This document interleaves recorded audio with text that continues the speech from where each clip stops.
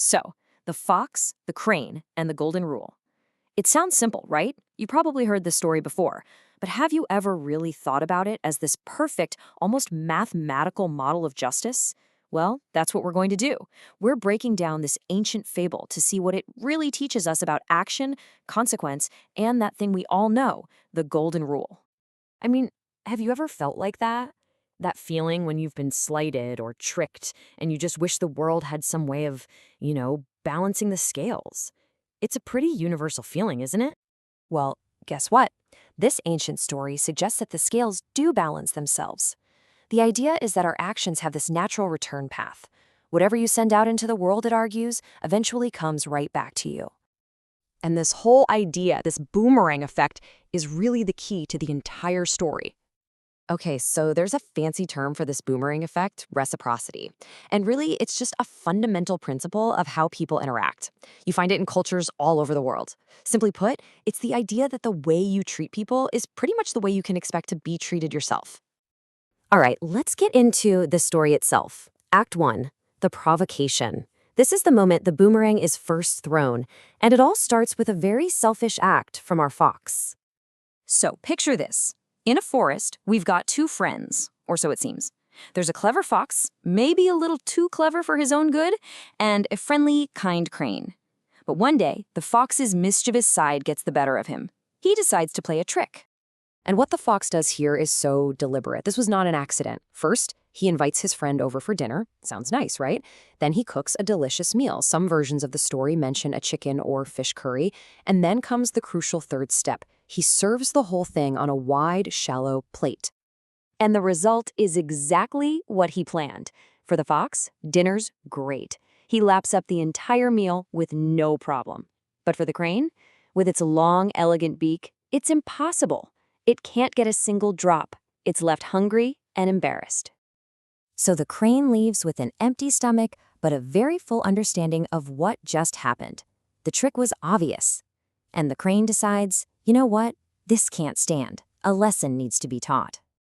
And so we enter Act 2. The boomerang that the fox threw is now on its inevitable journey right back to him. Sometime later, the crane extends a dinner invitation of its own. And the fox, completely oblivious and probably just thinking about another free meal, happily accepts. He has no idea what's coming his way. And just look at the setup here. It's brilliant. The crane follows the exact same steps. An invitation, a delicious meal, maybe a fragrant fish curry or a sweet pudding. But then comes the twist. The meal is served in two tall, narrow jars. And the results? It's a perfect mirror image of the first dinner. For the crane, it's easy. It just dips its long beak into the jar and enjoys the whole meal.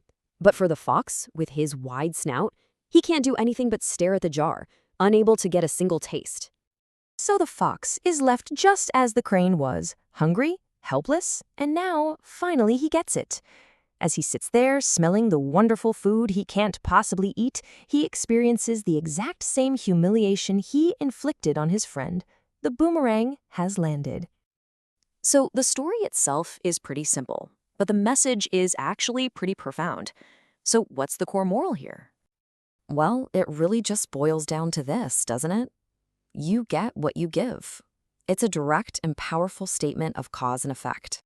The story's justice is just crystal clear. The fox set the rules of the game with his selfish trick. The crane simply played by those exact same rules to mirror the lesson right back at him. And this isn't a lesson from just one culture. You can trace this story to multiple traditions. For example, here's the moral in English. And here it is in Telugu from Indian folklore.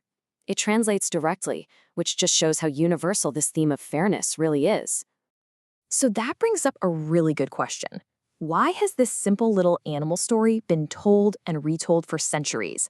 What makes it so powerful? I think the answer isn't just what the story says, but how it says it. The real elegance of this fable comes from its structure.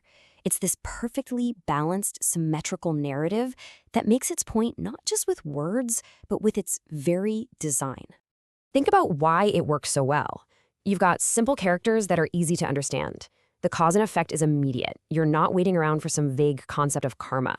You've got that perfectly married structure of the two dinner parties, which makes the lesson impossible to miss. And it all serves this one theme that every single one of us gets, that deep, universal desire for fairness. And that leaves us with a final thought.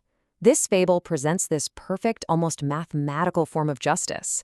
But real life? Well, real life is usually a lot messier, isn't it? So I'll leave you with this question. What's the cleverest, most fitting boomerang of justice you've ever witnessed or heard about?